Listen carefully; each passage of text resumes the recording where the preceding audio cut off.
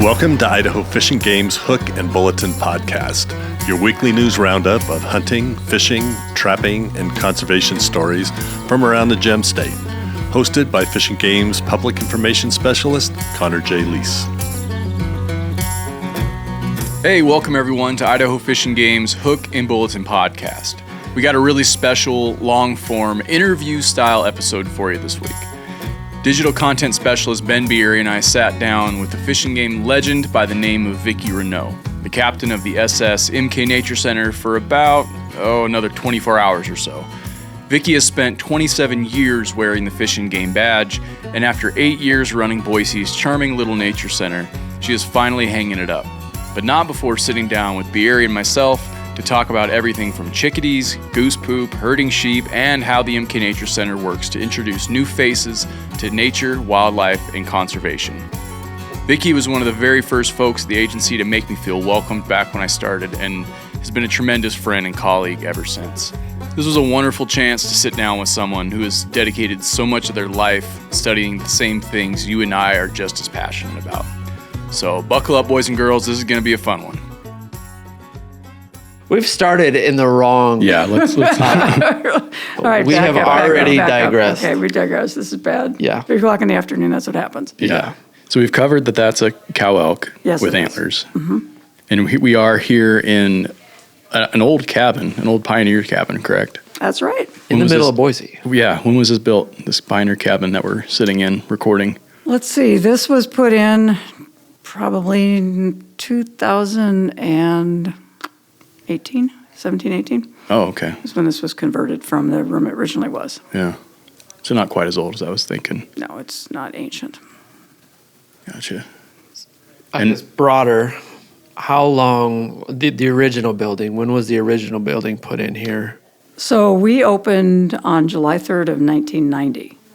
And so the building has been here approximately that long. So 34 years. Yep. Yeah. It's almost when I was born. Huh. Yeah. Almost as old as you, Connor J. Yeah. So, for clarification, we are here at the MK Nature Center in Boise, Idaho. How long have you been here, Vicky? 34 years? Not quite that long. Oh. I've been here at the Nature Center since 2016. Oh, my goodness. Where'd you come from before that? I was in headquarters, and then I was in Salmon.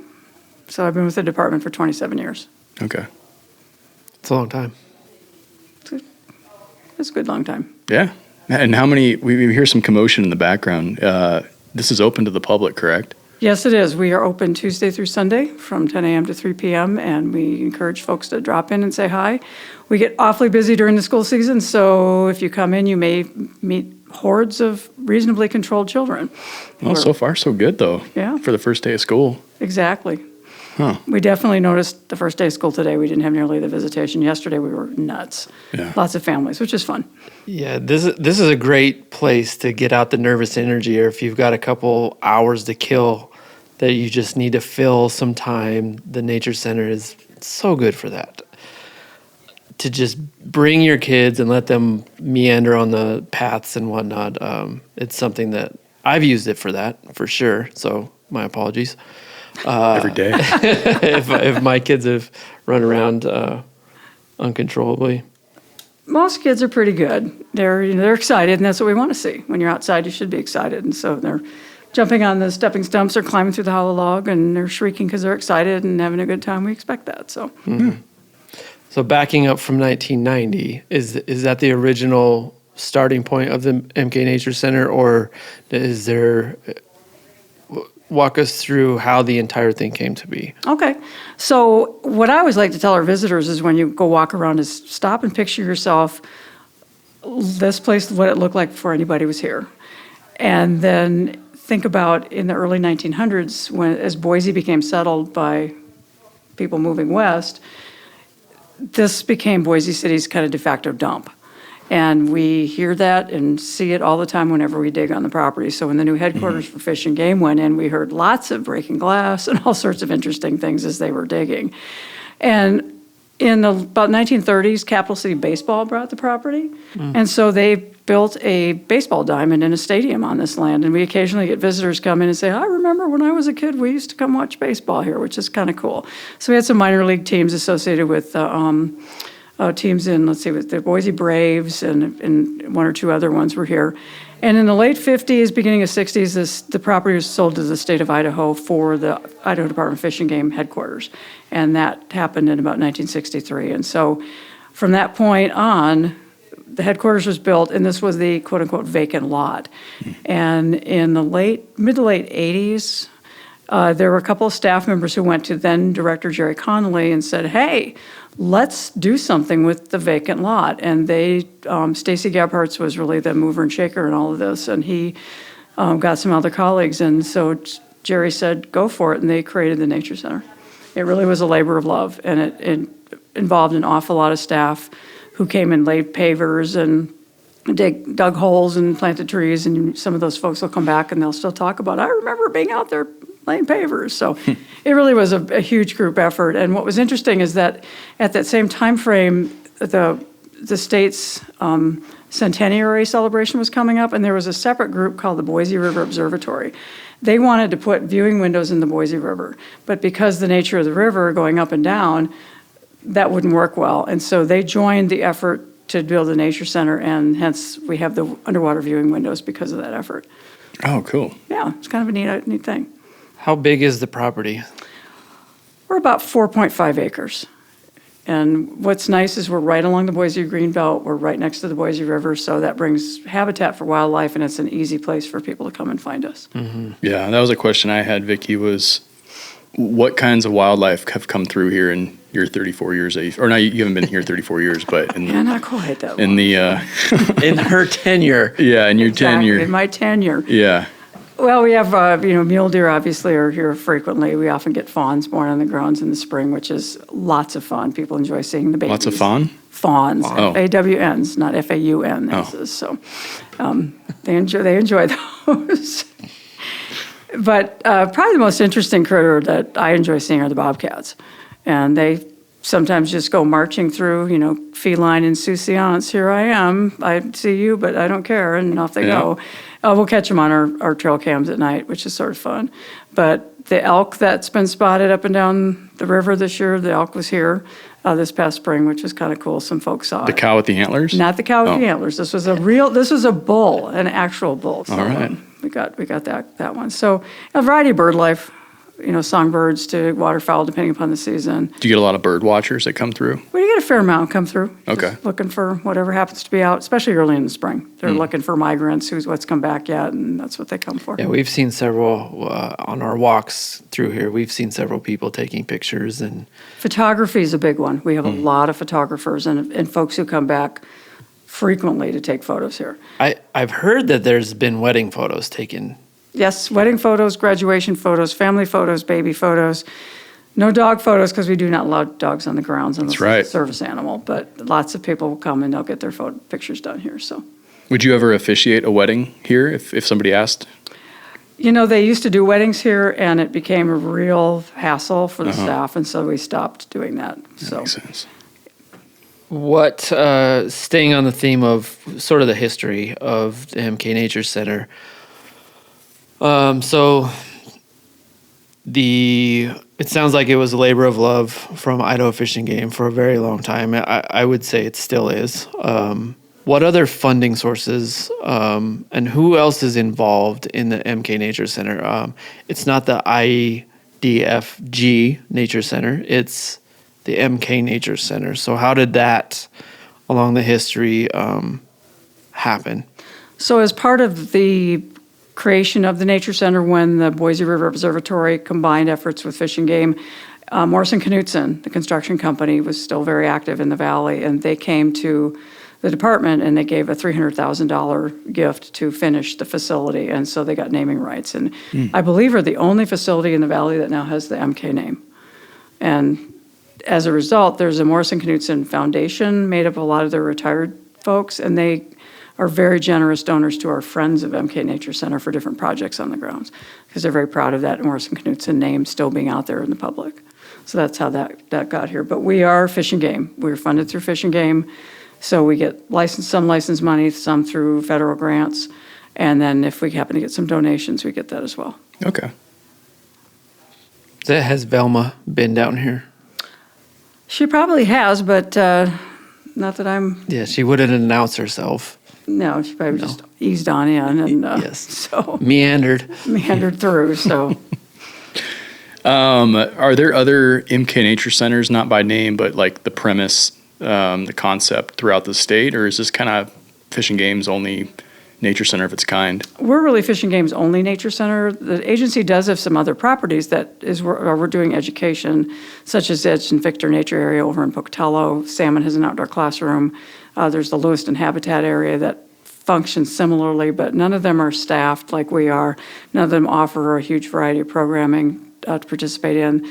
The Wildlife Discovery Center in Sandpoint is run by the master naturalists up there, and so they do offer some school programs. But we're the only one that really does the kind of extent that we do here for the agency. Okay. And you mentioned the Master Naturalist program. Can you talk a little bit about what that is and how people can get involved in that? Because it always seems like it sneaks up throughout the year, and kind of like, for me, I've been interested in it, but it always seems like it sneaks up and then it's already enrolled. Yeah, it's an extremely popular program, and actually one of the staff here at the Nature Center is the one who established the Master Naturalist program in the state, Sarah Foch. And it is a program for volunteers, and so you commit to 40 hours of training, and then you commit to 40 hours annually to maintain your participation in the program of service. And so that can be conservation education programs. We have quite a few master naturalists who give their time here that way. Other folks do conservation projects, and so they're working with biologists in different fish and game regions. They also can work with other agencies. So some chapters work with Forest Service and BLM, City Parks and Recreation. It's a wide variety of different folks. We have the Sagebrush Steppe Master Naturalist chapter that works out of here, and that's also a partnership with Golden Eagle Audubon, and they're looking for another entity to help form that group now. The folks who join that group, it's an amazing group of people. They are so passionate about learning and getting outdoors and helping and giving back to the community and giving back to wildlife and land. It's just a lot of fun to work with them. Yeah. Oh, that's awesome. So you kind of hit on it, but is there a relationship then between the MK Nature Center and the city of Boise? Do they work hand in hand in certain projects? We do occasionally. It's more we have colleagues that work together. The city of Boise was one of the Sagebrush Steppe Master Naturalist chapter members. They now have their own chapter, City of Trees. So we work with them, and we work with the forestry department. If we have any needs for having some work done or some advice, that sort of thing is mostly what we do, and then we try and reciprocate if they have a need too. So Cool. Yeah, I just find that interesting with the Nature Center being in the heart of Boise. Like, the city of Boise has really nothing to do with it. yeah, it really doesn't, and it's considered one of the jewels of the Treasure Valley. We run into visitors who they bring every out-of-town guest here. They come every week. They come once a month. We had a gentleman who used to come every day. Really? And take photos until he passed on, and he was here. Count on seeing him every single day. Yeah. And it's just kind of neat. And you see some families they bring their kids every year, and you watch those kids kind of grow up. And what I really love is when you see a family come back on a weekend and their child has been here on a program the week before, and the child is sort of leading the parents on around the Nature Center and sharing what they learned during their program. That's pretty neat to see that. That is really cool. I know I've said this to a lot of people. I mean, we've had an influx of people move to the Treasure Valley, and they've asked me, like, what do I need to do to become a Boisean or an Idahoan or whatever, and MK Nature Center is right at the top of that list. Like, you got to go there to even say you're close to that. You have to go visit the Nature Center at least once. I'm glad you tell people that. It's just one of those things to check the box of, yeah, we did it. We'll go do the ice block Simplot Hill next, and then who knows what else after that. But it's definitely a staple for those who are just moved here or considering it.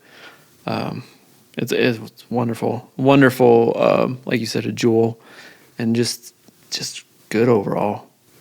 We were just right in the middle of downtown practically, and here's this little green space, and that's what we notice a lot is people who work businesses around here, they take their breaks here, they walk through here.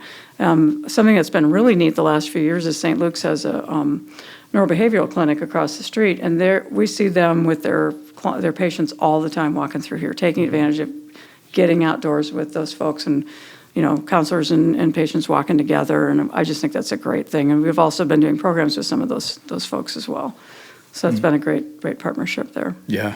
Along with the master naturalists, I know that without volunteers, this place would not really succeed at the level that it has for the time that it has. How would one go about volunteering? I guess that's my first question, is how can somebody get involved? My second question is what does the staff look like here? What is the makeup? How many full-time, how many part-time, how many volunteers? And is there other organizations outside of Master Naturalists that are incorporated with the facility? So folks can fill out a volunteer interest application, and we utilize a lot of our volunteers during events or in the spring doing kind of landscape gardening cleanup, and we'll schedule volunteer days for that. Another area we get volunteers from are corporations, so Micron, Deloitte, Boise Cascade, you name it. We've had different corporations come and they donate a half a day or just a couple hours doing a specific project, and it's been fun to work with those groups as well. They get out of their office environment and then they get to hang out here and do some good work and walk away and like, hey, look what we just did, which is really nice. That's been a huge benefit. A group of quote-unquote volunteers we have, we work with Ada County Sheriff's Office Community Service Alternative Sentencing. And so we've had some just really good folks come here, and they, in lieu of having to go to jail for however many hours, they come and volunteer here. And the vast majority of folks we've had are just been hardworking, great folks who they really like being here, and they're glad to be able to donate, give that time back to the community here at the Nature Center. So that's been a huge advantage. Staff-wise, we have 3 full-time folks, and we have 2 what we call year-round temps. They work about 3 days a week around the year. And then I have 4 staff who are 19.5-hour a week. And a lot of those are younger people, college students. We get quite a few from Boise State. And what's really fun with that is they work for us a year or 2 years, and they graduate, and then you get to see them go on in a career in conservation or with Fish and Game or a nonprofit or something. So we realize that we are, in that capacity, a real stepping stone for these young people in a career, which is a really nice thing to do. That's a great place to start, for sure. Yeah, it really is. It gives them an idea of who the agency is. We can provide contacts if they're particularly interested in a certain area. Yeah. Another area that we work with is AmeriCorps. And that's through the Palouse Clearwater Environmental Institute, and we get a AmeriCorps member here every year, and they work with our education program. And we've gotten to watch those folks move on into careers with Zoo Boise and Idaho State Parks and nonprofits, and so that's been that's just a neat thing to see. Yeah. We're contributing to their career and helping give them that nudge forward. Yeah, that's cool. Now, Vicky, I feel like with Bieri and I, we see this place every single day, but for folks that have either never been here or haven't been here in a long time, this place kind of feels like Disneyland for wildlife. Like you got like cabin land and sturgeon land and bee land. You got the eagle nest. Yep. Mm-hmm. What are some of the Beaver main land. Beaver? Oh yeah, I haven't been there in a while. What are some of the main attractions here at the MK Nature Center? Hands down, the fish. Okay, what kind of fish? The pond or the Pond. The pond and the viewing windows. Can you swim with the fish or just No. no? The water's a little bit nippy. It's about 52 to 54 degrees year-round. So unless you have a wetsuit on, you don't want to get in that water. Does that water come from the river with the No. proximity? Okay. It comes from wells, Okay. and it circulates through 525 feet of stream into the big pond and then gets recirculated. Some of it does, and it ends up going to the Boise River. So you have pumps pumping Yep. it. Okay. Yep. But it's the sturgeon. We have 4 sturgeon in 4 the pond. sturgeon. Yep, we do. Were they here before the MK Nature Center was put in? No, that pond was built for the nature Oh, center. okay. So, yeah, so, For the sturgeon. yes. They're built around the sturgeon. Our next conversation, we have 2 upcoming conversations, one with the sturgeon and also Wilson, but we'll get to yeah, those. yeah. Okay, Hold tight. here we go. But the sturgeon, and then people enjoy seeing the big trout. So they'll just stand on the bridge and watch for the sturgeon to swim by and ooh and ah and What kind of trout we got in there? rainbows. Okay. Yeah. And we've got your collection of dace and minnows and sculpin and that kind It's of really a good unique stuff. experience for those who haven't seen it, to be able to look like literally eye to eye with a fish. Yeah.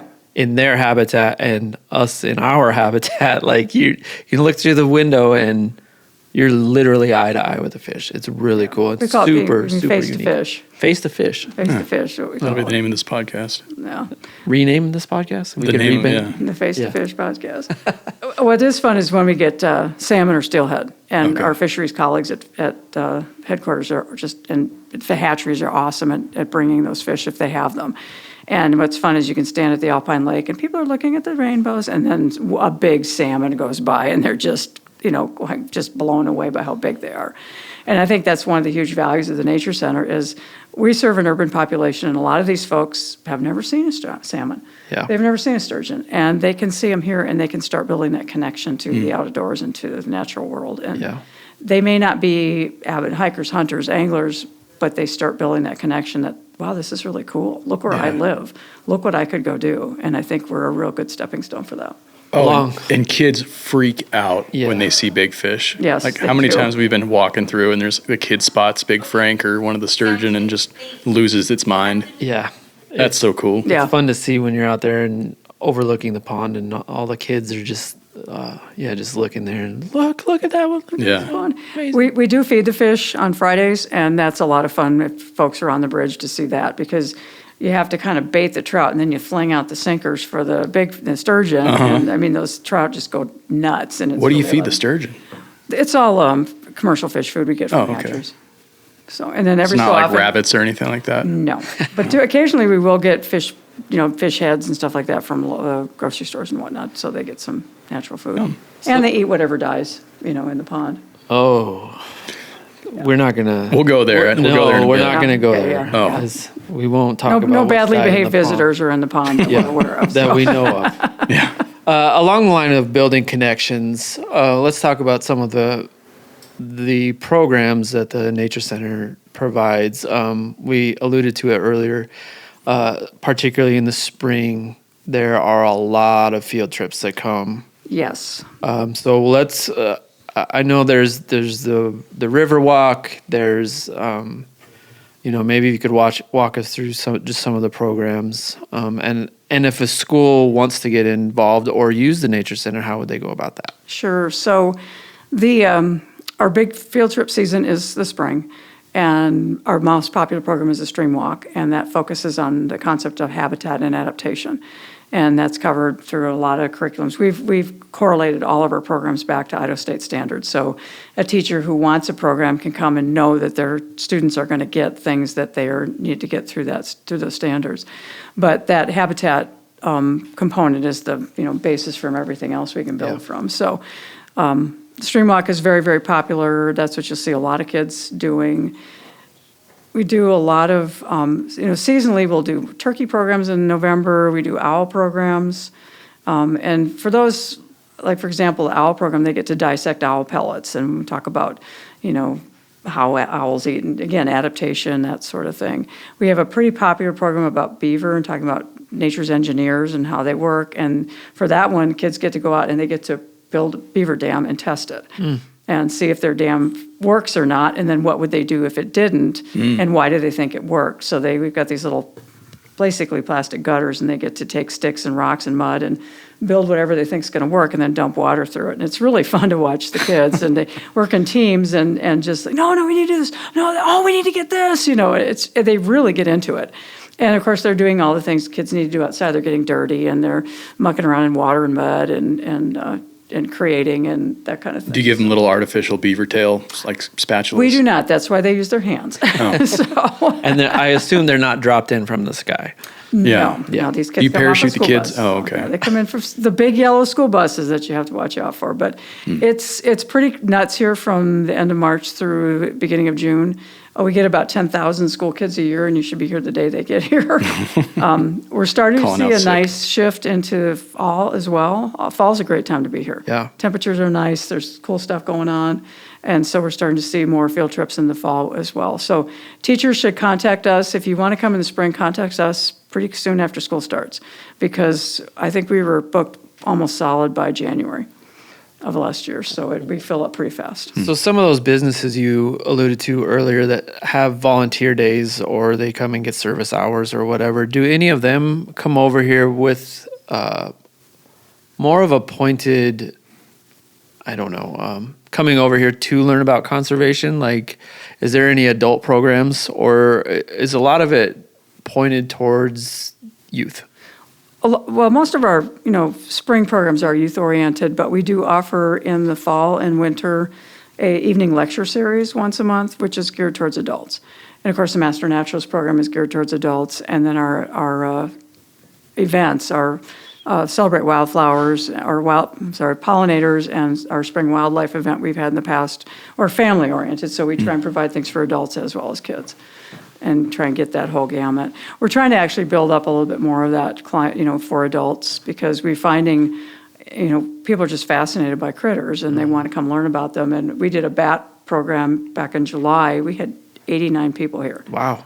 to come, and most of them are adults. Yeah. And it was just, people are just fascinated by what's out there. And what's really nice is we're able to work with our great colleagues next door, and headquarters are in Region 3. We've even brought folks over from Region 4 to be our speakers and presenters, and people can learn about different animals, elk Yeah. and this. And we also work with other people who maybe, we talked to the guy who does Firewise gardening, and he came and talked about that concept. Was it last year? I think it was. So. Which is important. Yeah. I mean, you look around right now and it feels like the state's on fire. And Yeah. yeah, if there's a place where people could go and learn how to, decorate their yards and not have everything catch on fire, that's wonderful. And that's a good event we've done for many years, is the Idaho Native Plant Sale, which is in cooperation with the Idaho Native Plant Society.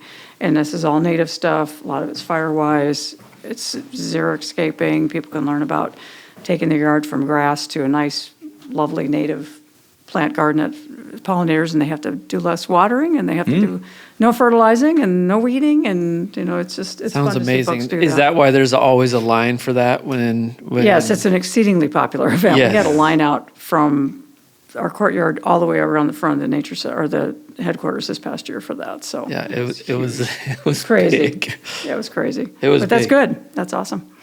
So is that education, conservation education? I guess if you had to say this is what we're here for, would that be? Pretty much, and it's the formalized education through programs, but a lot of it's informal. I wander around the grounds and chat with folks, and they'll ask questions, and it's through our newsletter. We'll put little articles about different things in the newsletter, and things like this. Idaho Matters, different. Sometimes we get TV stations come out, but a lot of it's that informal stuff, and those are some of the greatest conversations, because you'll get to talking about something, and people ask these questions, and then they ask another one. It goes here, and it goes here, and it goes here, and they leave with something new, and that's pretty neat to be able to do that. I do appreciate the passive, like if you just want to come by yourself or bring your family, like there's not any high pressure. There's nobody, would you like to take a tour? Would you like to do this? It's all self-guided. Right. Yeah, it just feels kind of like a park. Yeah, the signage is very informative if people choose to stop and read it. We try to keep it interesting, simple, and not too long, because nobody wants to stand in front of a sign for half an hour. No. So, Yeah. I think another unique thing that a lot of people probably don't know about the Nature Center, I think there's the pond and the building and just the... Don't forget the eagle walk- nest. and the giant eagle nest. Eagle nest, yep. The log you can crawl through. There's a couple spots where you can just sit and enjoy nature. But there's a gift shop here. Yep. Why is there a gift shop here?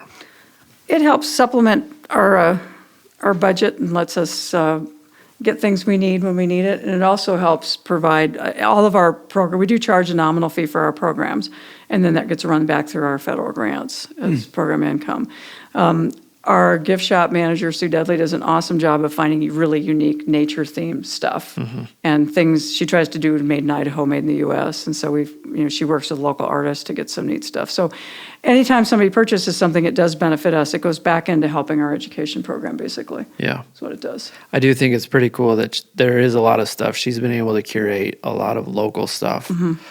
So for a lot of people that maybe are flying in for the weekend or a week or have family here, they don't have to go downtown and buy anything. They could buy a T-shirt here. Right. They could buy some chocolate here or a puzzle. There's some cool books and stickers too. Books. Yep. Yeah. Stuffed animals. Yep. Lots Yeah, of different stuff. lots of for cool folks. So, stuff. yeah, it's been a good thing to have.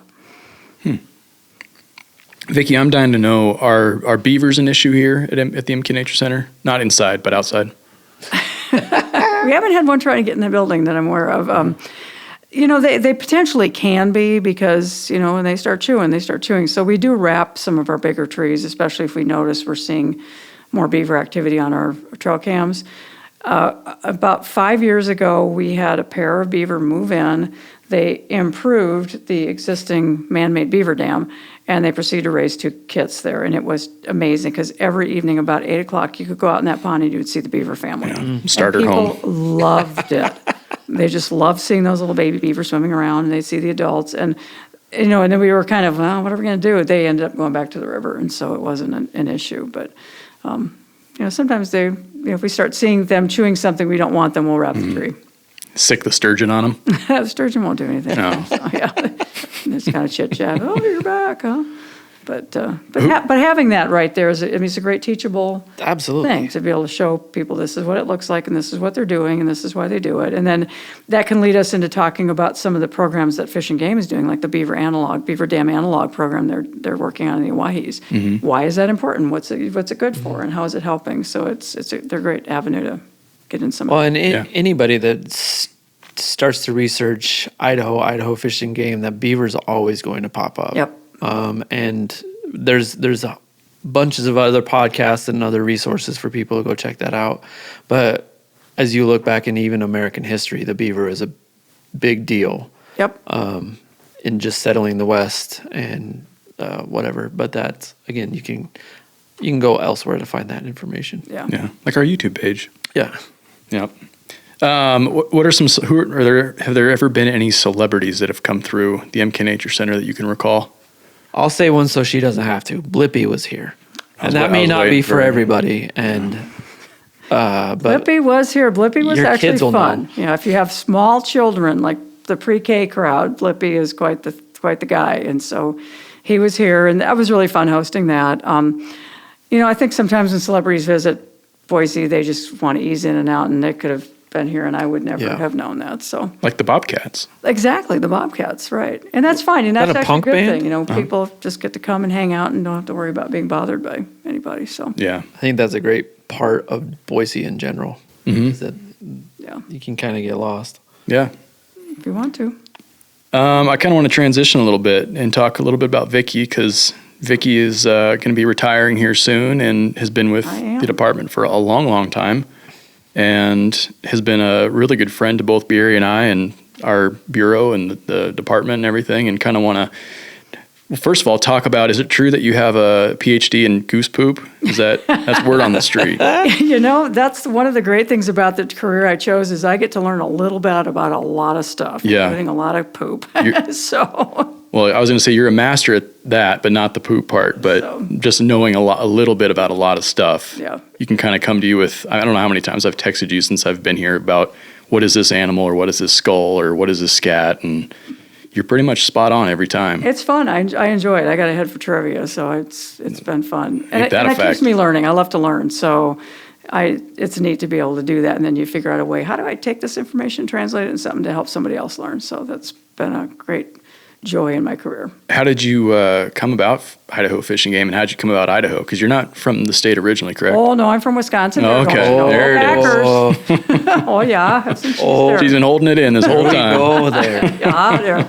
Are you having a hot dish this evening? That'd be Minnesota. Oh, Yeah. but it's the proximity, right? It's the brats. We'd have brats. And Oh, yeah, the brats. So, yeah, I worked for the state of Oklahoma for 10 years for state parks doing interpretation, and ended up moving up to Idaho, and I was kind of searching for something to do, and I started volunteering for the Forest Service and Salmon, Chalice National Forest, and I got to meet the then regional supervisor, Gary Power at the time, and started volunteering a little bit for them. And the person who was they're now the regional communications manager, but they're called regional conservation educator at the time, was leaving. And he called me up and said, I'm leaving and I've told Gary to hire you. So I contacted Gary immediately and gave him a copy of my resume, and that was that. So he hired me. It was a part-time position. Okay. And so I was in Salmon for 9 years. It was an absolutely fabulous experience. I love the region. Great people. Got to do some cool stuff. That was back in the day when they'd let us fly. And so I did, big game surveys and snow machine surveys for snow tracks and Oh, cool. captured sage grouse. And then I'd go and I'd write an article about it for the local paper or do something. I had a little weekly radio program, and so I would put stuff on that. And it was a great gig. I'm always happy to go back to Salmon. I still have friends back there. And then the opportunity came for the position I have now, and so I applied and came down to Boise in 2006. And I've been here pretty much ever since. Did you set out to be an educator, or did it just happen? It kind of just happened. I really had my sights set on veterinary medicine because I've always loved animals. And I started volunteering when I was in college. I was a biology major who minored in English, so it was kind of a strange combination. And I was volunteering at a Mosquito Hill Nature Center in New London, Wisconsin. That sounds fun. Yeah, and there actually weren't that many. You got up on the hill to get out of the okay. mosquitoes, is what you did. But I had really gotten into bird watching when I was in high school, and so I was really an avid birder, and I started volunteering for them, and I started leading bird walks. And I found out I really enjoyed it, and I wasn't too bad at it. And then I started helping with Girl Scout camps during Christmas break, and then I worked with them in the summer, and then I did an internship where I worked with school kids, and I found out I just loved working with kids. And so that kind of led that, and so I started pursuing summer opportunities at different little facilities in Wisconsin. I worked in Canada for a summer and doing education, and so it kind of fell into my lap that way. What part of Canada? New Brunswick. Oh, sweet. Yeah, it was we were right on the coast, so it was Don't act lovely. like you know where that is. Oh, yeah, I know exactly where it is. Yeah, don't. Yeah. With the mosquitoes. There are some mosquitoes there, yeah. But that's kind of how I ended up doing what I do. So, and it was fun because birds got me into wanting, I wonder what flower is, I wonder what the tree is, I wonder what this is, I wonder what that is. So they were the vehicle by which I started amassing all this trivia over time. Do you think you'll retire in salmon? Probably not. Oh, okay. Yeah, probably not. Much as I love salmon, my kids are both here in the Treasure Valley, so that's kind of What do you have plans for retirement? What are you going to do? You keep teaching somehow? I will. She's going to practice her whistling for border collie herding. Exactly. I'll be doing more stuff with my dogs. I'll be doing more herding and obedience stuff with the dogs. And what is it, Vicky? We're going to get into this, but what is it that is the driving factor of your obsession with border collies? They're just incredible dogs. They're so smart. They're a lot smarter than mine are. Just ask mine. They'll tell you that. But it's just, I love watching dogs do what they're bred to do. Mm-hmm. And it can be a hunting dog doing its thing. It can be a border collie herding sheep. It's just watching them really, and to me, it's the relationship you build with the animals you're training and how you work together to form a partnership. And I first was exposed to border collies when I was a kid. My family were thinking about getting a dog, and so we dog sat for some friends of my parents who had a border collie, and that dog never went away. I never lost track of thinking about what a cool dog he was. And so when I got to grad school and got my first job, I'm like, I need a dog, and I want to go to border collie, and I've had him ever since. I'm on my ninth one now. Ninth one. Yep. Wow. And what are your two border collies now that named? I have three. Oh. I have Wren. She's named after the birds, and she's 8. And I have Luna, who's named after a Harry Potter character, and I have Remus, who's my year-old, and he's also a Harry Potter character. Is he the one that came scooting through the office that one day? Yes, he is. He came in at Christmas to Okay. say hi to everybody, so he's my little guy. Who's the best herder out of the three? Luna's the most experienced right now. Okay. And Wren was doing some herding. She's had some health issues, so she's not herding anymore. We're still doing a lot with her, but she doesn't have the stamina to keep up with that. So Luna's the most experienced right now, and Remus is learning. And what's been fun is what I've learned with the two girls, I've been able to apply with him. And so I'm a little bit ahead of the curve as far as training. Not a lot, because that's an extremely challenging sport to learn. So, but it's a ton of fun. So. Is it harder on you or the dogs for herding? Oh, it's a lot harder on me. The dogs are Okay. going, I know what I'm supposed to do. Would you please tell me to go the right direction? It's not, you're working with the dog, but you also have livestock involved. And you can depend on the day, the time, temperature, the wind, the bugs, the sun, whatever, and the sheep are going to be whatever they're going to be. So they are sheep for sure. But it's fun learning to read them and understanding where to put your dog and to trust your dog that they know where they need to be. And so it's been quite a journey and a lot of fun. And I've just barely scratched the surface of what I hope to learn someday. Have you ever delved into the world of like with hunting dogs or gone hunting with dogs, or is it all strictly herding? I've just done herding, but when I was in salmon, we used to put on a youth pheasant hunt every year, and I organized that. And I loved watching the dogs because I would get some bird hunters to come and bring their dogs to work with the kids. And sometimes it was hard to tear my eyes watching the dogs work to make sure the kids were being safe. But I thoroughly enjoyed that. And I've got some friends who do hunt tests, and they really work hard on that. And it's like herding. You're really working with that instinct, and I have a lot of respect for those folks. They worked hard too, so it's cool. Would a border collie make a good hunting dog, or? There are people who actually used them because you can train them to point, but they're mainly their job is to bring you things. So their idea is to bring things back to you and then hold them to you and go, okay, here they are. Now what do you want me to do with them? Now what do you want me to do with them? So they're cool dogs. Why did you bring up goose poop? I just wanted to talk about goose poop. I know Vicky gets super excited about talking about it. Oh, it's very exciting. Snow geese can do like 12 pounds of poop in a day. It's pretty cool. There we go. Yeah. So What other goose poop facts do you have, Vicky? don't step in it. That's a good one. It's basically recycled grass, so it's not that. But it is annoying when it's on your kid's soccer field or all So of annoying. So annoying. Or on the golf course. or in the golf course. I can appreciate why people don't appreciate that. So In all your 34 years of working at Fish and Game, did you ever think you'd be on the radio? I've been on the radio a lot. No, but talking about goose poop. That was kind of an interesting question that came up on Idaho Matters, and that was kind of funny when they asked me about it, but it was good. But I'd written an article about goose poop, so they went with that. So, Is that the strangest thing you've talked about? No, probably in a public setting? No, vulture vomit, that's another one I talked about. And, What's the secret there? well, vulture vomit's actually really cool because vulture digestive juices can kill anthrax and all sorts of stuff. They did some studies on feeding turkey vultures animals that died of nasty stuff, expecting to find the bacteria coming out the back end, and they didn't. Whoa. So when they can kill all that, but what vultures will do it doesn't happen often, but if you are near one or you're near a nest and you won't go away, they can projectile vomit about 10 feet. So a pile of, partially digested, already rotten stuff is pretty disgusting ideas. That'd be a great llama spit. So. That'd be a great superpower. Yeah, it really would. Vulture vomit. Yeah, vulture vomit. So. Also a punk band. Yes, also a punk band. What are so vultures aside? What are 2 or 3 of your favorite animals? Well, chickadees. Everybody here knows that. I think they're just amazing little birds. They're little, they're cute, and they know it. And they're just. And I got to like chickadees a lot when I was a kid. I raised rabbits in Wisconsin, and I'd be out in the bitter cold and tending my bunnies in January, and the chicks would be, doing their thing up in the trees in the backyard, and my folks fed the birds, and I just admired their grit and their tenacity, and they also are just so curious. One of Aldo Leopold's my favorite essays of him is about banding chickadees, and he said that they have these commandments of chickdom, and one of them is thou shalt investigate every loud noise, and that is absolutely the case.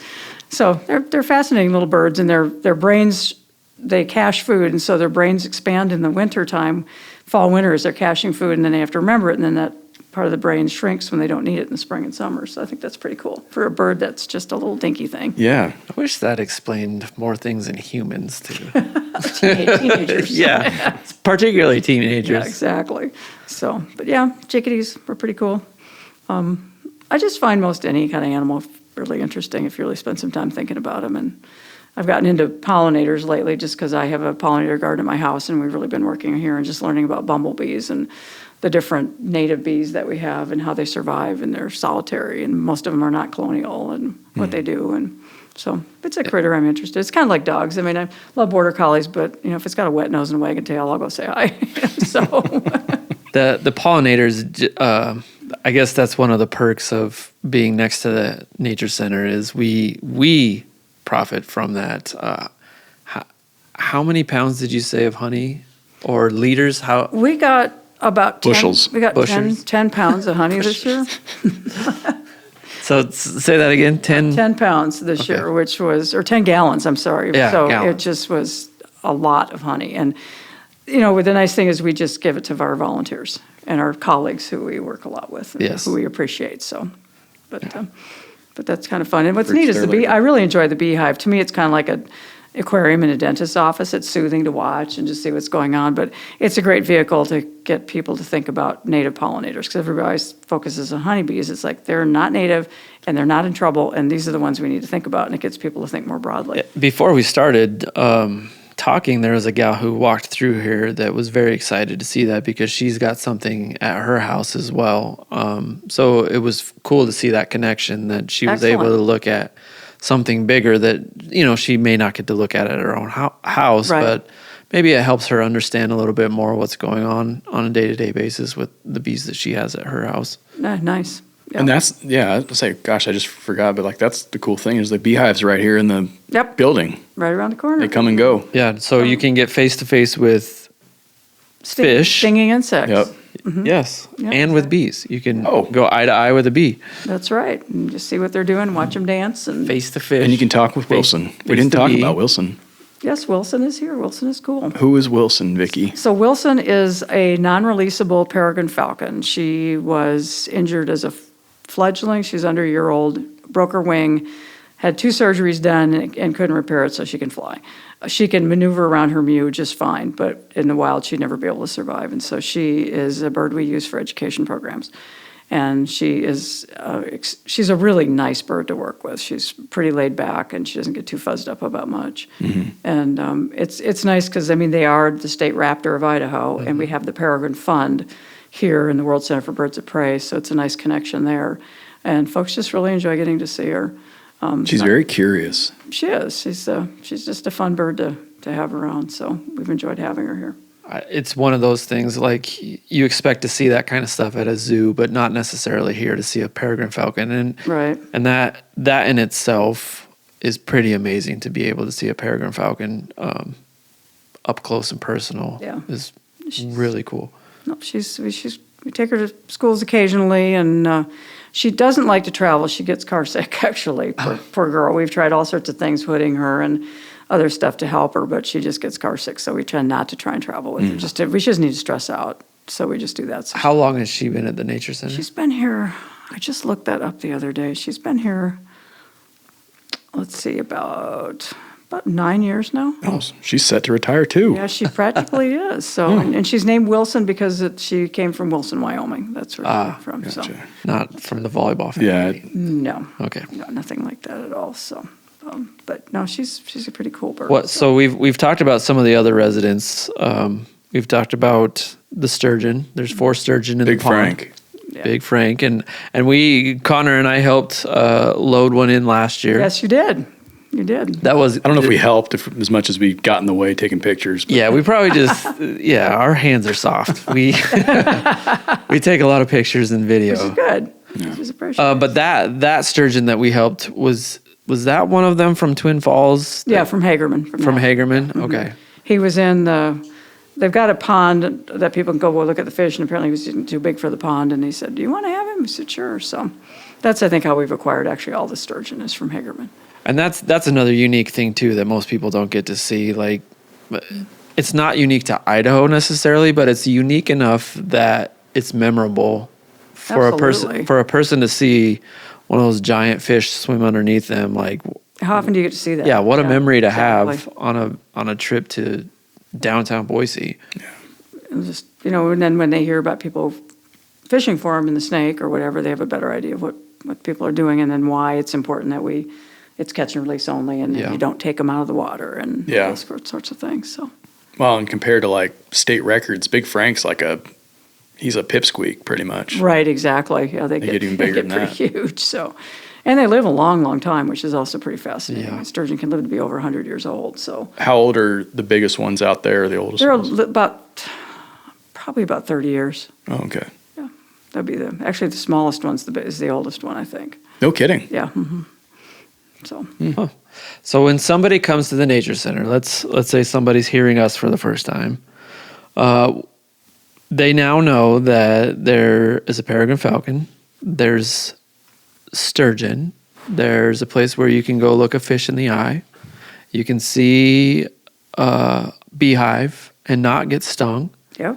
What other things should somebody expect if they came to the nature center?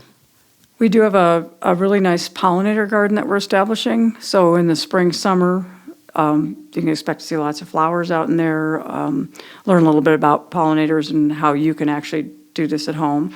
One of our most popular things, is Connor J keeps referring to it, is the eagle nest, and that is so hugely popular. People love that. And that is a project that was done by 4 or 5 of our Master Naturalist volunteers who are the self-proclaimed graybeards. And these guys, there's like 2 retired psychiatrists and a counselor, and one's an engineer. And at any rate, they had the most fun putting that eagle's nest together. It was really fun to watch them work with that. And it is a replica of the largest eagle nest that was found in North America. And people are just blown away by that. But the eagles are long-lived. They return to the same nest. They do, they remodel every year. They add to it.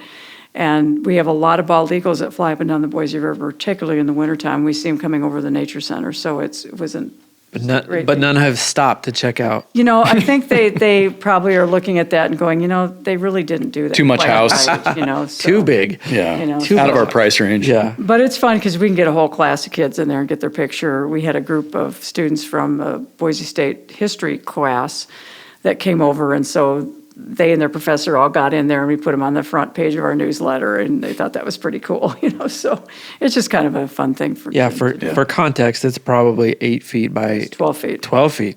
So Yep. 8 feet in the middle. But 12 by 12, that's big. Yeah. Is that where the wedding was held? No, that was in what we used to have our formal backyard, which we don't have anymore. Oh. Yeah. So that's where. So a person can expect to really get in touch with Idaho when they come. I think so. The original intent of the Nature Center was to have different Idaho ecosystems represented. And over time, obviously, as plants grow, that sort of has gone away. Everything's kind of melded into one. So you don't see that quite as much as you used to. But there's a lot of, we work really hard to make sure we get rid of invasive plants, take out things like black locusts, and we're always doing lots of weeding and getting rid of stuff. So we have as much native vegetation as we possibly can. As we start wrapping up, looks like time's getting close. I know you're preparing to move away from the Nature Center, but what's next for the Nature Center? How does the Nature Center progress into a community that is growing, a world that seems to be nature is becoming more important, and our environment is coming into more of a focus? What is next for the Nature Center? Well, there's a couple of big projects that I hope are going to be coming on. We've got an area that is closer to the park that we're looking at turning into an outdoor kind of classroom space to give us more spot to have kids outdoors learning as opposed to being inside. Kids need to be outside. They need to get dirty, wet, and bud bitten and have a good time doing things learning. And so that's a space. The other big thing is our front room needs a major redo. And so that's on the docket for coming up. And I do want to mention the Friends of MK Nature Center, because this is a wonderful little organization that raises funds specifically for projects for education for the facility. And so they funded the pollinator garden, they funded the beehive, they funded the eagle's nest. They do all this stuff for us. And so sinking their teeth into what does that remodel look like? Yeah. What do we want to talk about? What do we want people to come in here and see and then leave with? So those are some pretty big things right there. And I'm really hoping that the Friends group is going to be jumping on both those. In fact, I know they will. because they're pretty excited about doing some things. And the next person who sits in my chair is going to have different ideas, and that'll be exciting to see where that takes the property, because, like I said, as we become more and more urbanized, people need to get out where they can get out in nature. And Boise's lucky. We have the Greenbelt, we have the foothills. Yeah. But still, we provide a really valuable stepping stone for people to then move on to other outdoor pursuits. Yeah. No matter what that is. You said it earlier, but just really building that connection. Exactly. And this is such a safe environment to build that connection. Yep. It's such a wonderful place for not only kids but adults too. Like, absolutely. If you haven't had access in your life up to this point to really get in touch with nature, and it's something that you want to do, start here. Yep. And there's been some studies of visitors to nature centers, and we tend to always think they're this group. But the people who come for just reflection, they don't want to really talk to anybody, they're not reading signs, they're just wanting to walk around and just absorb and sit and enjoy, is actually a pretty high percentage of nature center visitation across the country.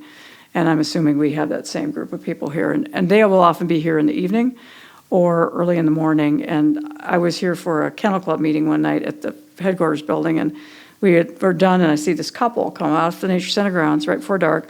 They had their lawn chairs with them, and so I went over to chat with them, and they lived not too far away. They say, we like to come like once a week, put our lawn chairs on the deck by the pond and just sit and enjoy. And aren't we lucky we get to live so close to a place like this? I mean, they truly appreciated just sitting and enjoying. And that was really neat to hear. Made me smile. You say you saw them at dusk. What are the hours? We're open from sunrise to sunset. So in the summertime, people are here till 9:30, and then of course in the wintertime it's colder and nobody really wants to be here after sunset. Yeah. So, but in the winter, the trails are also maintained. They are. Shoveled. The deck is shoveled, Yep. and what about the building portion? The building is open Tuesdays through Sundays most of the year. In mid-January through early March, we're closed on weekends. But all that's posted on our website, and people can call here and get those articles, or the hours if they need it. Excellent. Well, Vicky, this has been awesome. Gosh, on behalf of both of us, thank you so much for not just sitting down, but for 34 years at Fish and Game and being one of the first friends that I had working at the agency. That. And thank you. This has been fun. Yeah. I always love to talk about the nature center, especially with good people like and you. And it's not just us. There's thousands of kids throughout the Treasure Valley and in Salmon that can look back and go, "That's where I learned this." Or I have a couple officers to my credit. Yeah? Yeah. So I was sitting on officer interview panels in their assessment, and it's quite a process. And one of the things they have to do is do an oral presentation. You pretend you're with Rotary or whatever, and you have to talk about the role of a conservation officer. This young man stands up and he said, "I really got excited about the outdoors and Fish and Game when I was in 4th grade in Salmon, and we had this trout in the classroom program." I went, "Oh my God, that's one of my kids." We get all done, and he's getting ready to say, "Austin, did you have Mrs. Riggins in the 4th grade?" He looks at me and goes, "It's you, I knew that was you." And he was one of my daughter's classmates. And now he's an officer with Salmon. And Megan Roos, I went and talked to her 4th grade class, and she was in Chalice. So I'm aging myself, but yeah, so. That's awesome. Well, some impression, so. it kind of goes to the theme of this, of things just coming full circle. And, that's what the Nature Center will also teach you is just the life cycle of everything. And we're all connected one way or another. Absolutely. Well, thank you, gentlemen. This has been very pleasurable. Yeah, thank you. Likewise. Is there anything else you wanted to add before I sign off and ride off into the sunset? But thank you for doing this. I appreciate it. Of course. The Nature Center needs all the friends it can get. So Absolutely. Thank You'll be missed, Vicky. Thank you so much. You're welcome. I'm looking forward to your puzzle tomorrow.